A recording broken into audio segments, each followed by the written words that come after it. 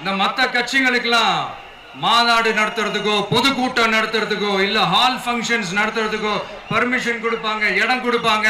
ஆனா நமக்கு மட்டும் இடம் கொடுக்க மாட்டாங்க, கொடுக்கவும் விட மாட்டாங்க. இது என்னங்க நியாயம்?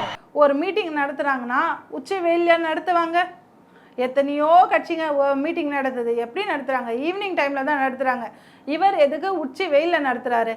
இருந்தாலும் இவருடைய உங்களுடைய மீட்டிங்ல மட்டும்தானே சார் இந்த மாதிரி வந்துட்டு நிறைய டெத்தெல்லாம் நடக்குது.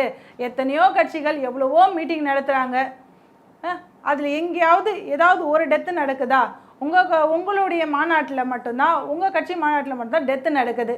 அட்லீஸ்ட் நீங்கள் நடத்துகிற மாநாட்டில் ஒரு மாநாட்டிலையாவது ஒரு டெத்தாவது நடக்கலை அப்படின்னு சொல்லுங்கள் பார்க்கலாம்.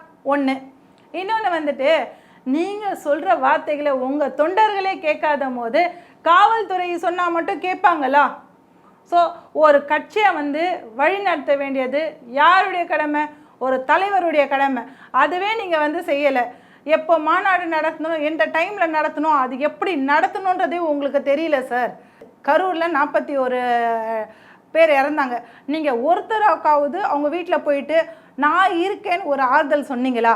சொல்லலையே. எந்த ஊர்லேயாவது இத்தனை மாநாட்டில் 6 டெத்து நடந்திருக்கு, ஒரு இடத்துக்காவது போயிட்டு ஒரு ஆறுதல் சொல்லியிருக்கீங்களா?